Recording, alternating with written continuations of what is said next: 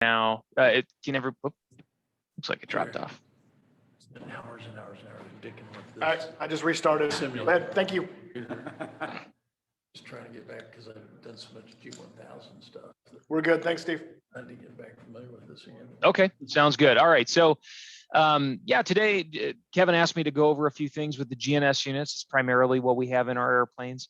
If you've been paying attention to your emails, you see some from me. I've been making for our Garmin support team for the GNS or the GTNs, and I'll have more of those coming out. I'm seeing if I can pitch doing some GNS ones, but you know, we'll see if I can get those published. But otherwise, I'm going to go over a couple things today.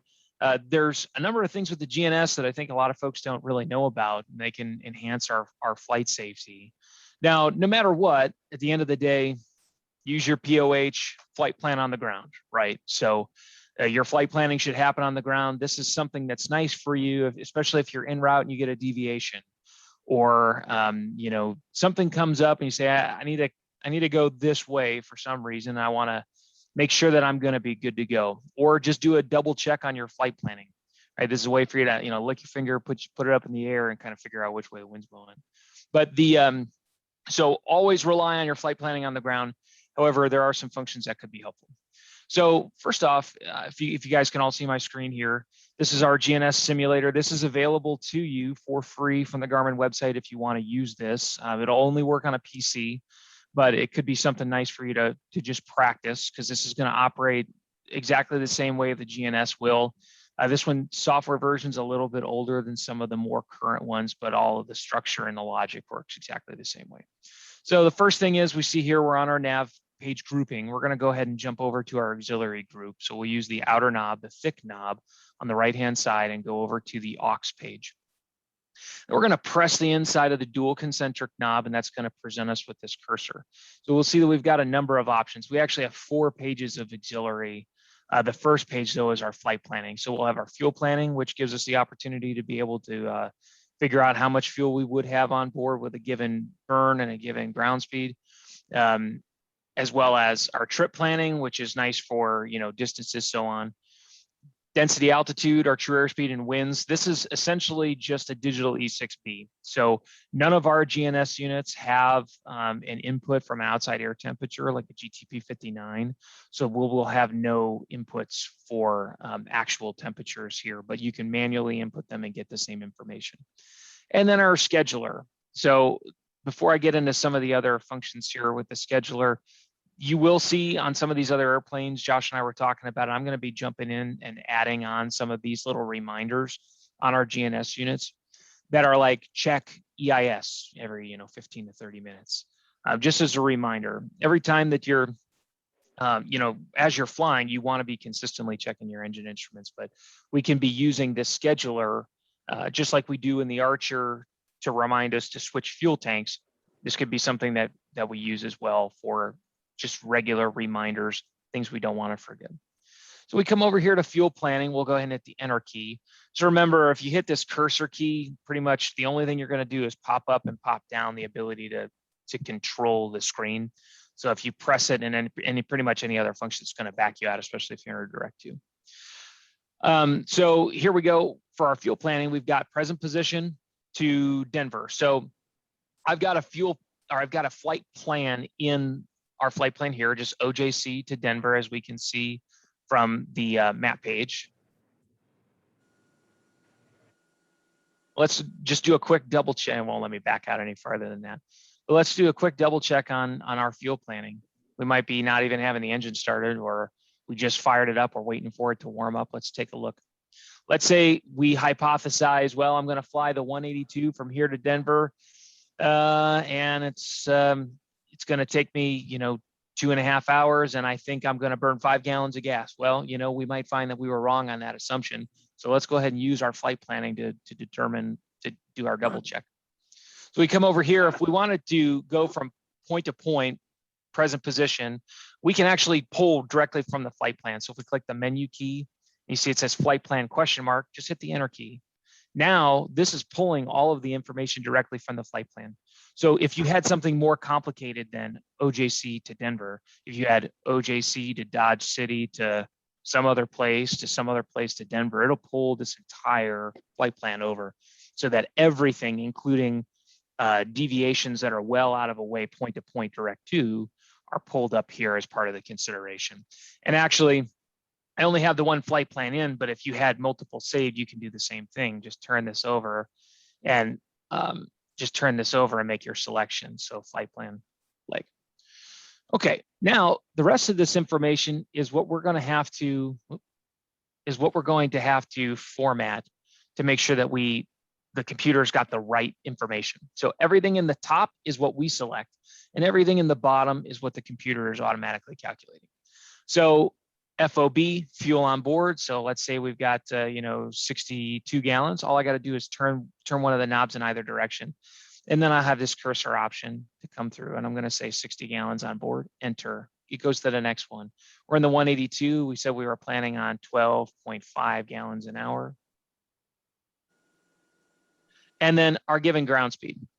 Now, with the flight plan, this is going to be pulling an estimation with the other version, the point-to-point, that's going to be pulling sensor data, so it actually pull our ground speed.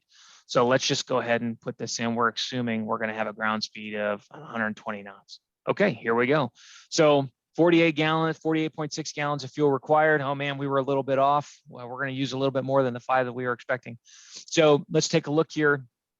And then LFOB is our leftover fuel on board. So this is what we're going to have actually in the tanks when we land. And then in time, based on these metrics, we would have a 54-minute fuel reserve. And then this is our efficiency, the same thing for debonair pilots that you see where it's 11.6 nautical miles per gallon. This is the efficiency rating. So that would be 9.6 nautical miles per gallon. To give you a semi-close comparison of like if I was driving a car, what would this look like? And then our overall range and our endurance time.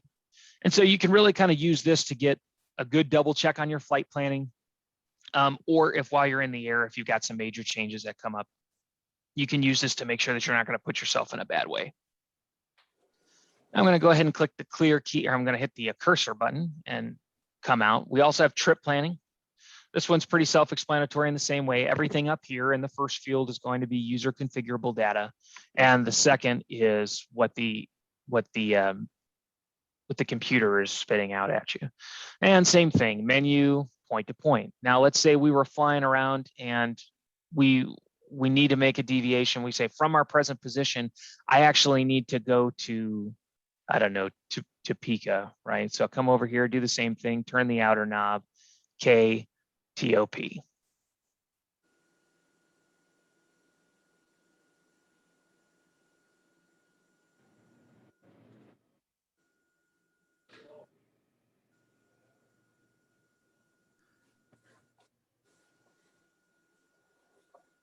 Okay.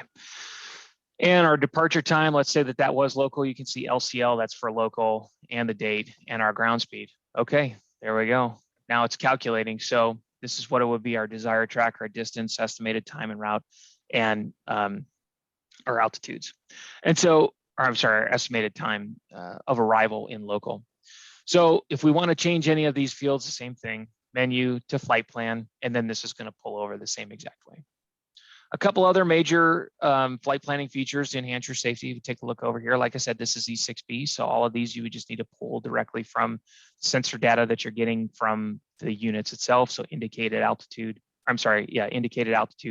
calibrated airspeed, and the baro setting.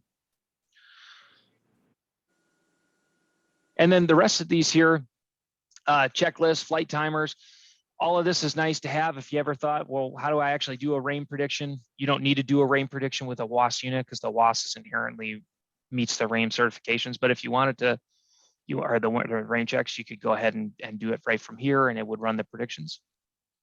And then if you wanted to see your database versions, let's say you are going, and dang, I clicked through, and am I ready to go for IFR? I forgot to look at the date. You could pull it right from here, the database versions, as you come through. Database versions, enter, and it'll show you what's loaded on. Just a reminder, for IFR pilots, the only database requirement for the GNS or the GTN units is going to be aviation within current cycle. So those are 28-day cycles. So if you are ahead of time, you've got the next version, but it's not in that cycle, it's not legal. And if you're expired, if you're beyond that window, it's not legal. Obstacle, terrain, safe taxi, none of that is required for the operation of the unit itself. If it's required data like flight charts, those just need to be made up on another unit, such as a PED. Yeah, so that's kind of the, one last thing here. This is more for flight instructors or safety pilots. If you are wanting to, let's say the only weather that you got that's good enough is going to be Lee Summit, but you know what? We want to do practice approaches at Lee Summit, but we don't want to have a glide slope. Well, all of the approaches at Lee Summit are getting LPV minimums. So if you disable SBAS over here, SBAS selection, enter, turn it off, it'll drop off any of your glide slope options because it'll only present you with LP, LNAV, and non-glide slope approaches.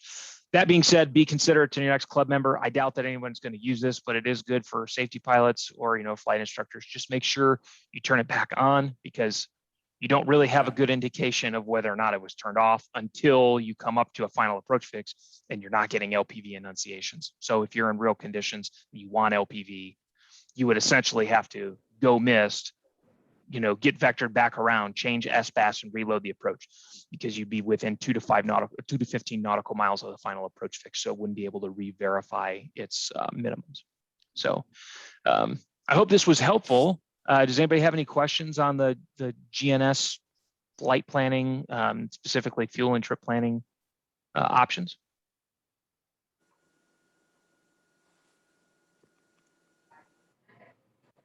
Now, Rodney brings up a good point that that database information is maintained in Flight Circle as well, so you can see that prior to going on a flight. Yeah, one thing, a couple of things. Thank you, Steve, for going through all that.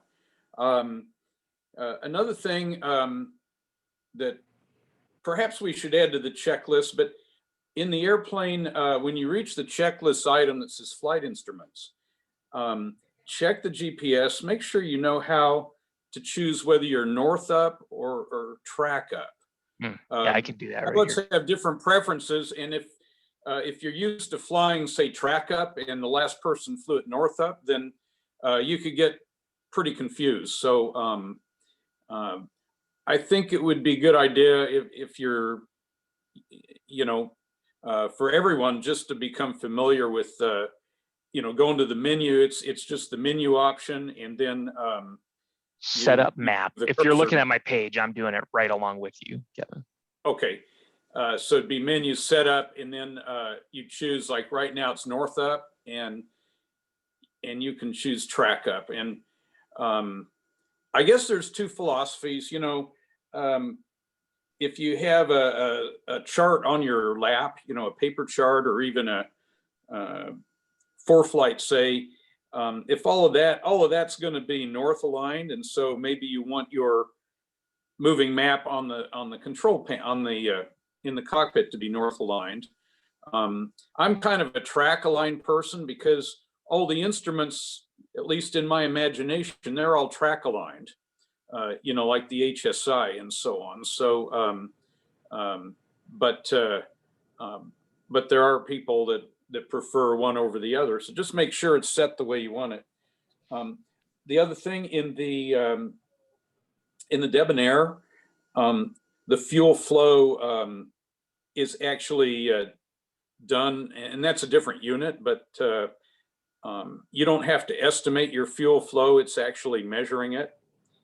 And then on the airplanes that have the JPI engine monitor, you can take the fuel flow off of that, which is really accurate, and you can put that into the Garmin. And then the Garmin fuel planning will, in real time, update, how much fuel to destination, how much fuel you'll have in reserve, and so on. So, if the headwinds are a little more than you expected, then that's a good way to look and get an idea if you need to plan an extra fuel stop. And that's the fuel planning is available on all the Garmins. And if you want to learn more about it, just either work with it yourself or get some dual with, you know, an instructor can show you how all that works. And I think the other thing about the E6B, there's nothing wrong. I find if I'm flying and it's a nice, clear, smooth day and it's a little boring, I'll just go ahead and do a PIRAP. And with that E6B, the built-in true airspeed and everything, you can give a really intelligent PIRAP. So that's another way to use that. And of course, if the weather's bad, for IFR, if there's any weather that impacts safety or unforecast weather, we're supposed to produce a PIRAP on that. So those are my comments. Thank you. Any questions from anybody regarding any of that? Awesome. Hey, thanks for the presentation, guys. No problem.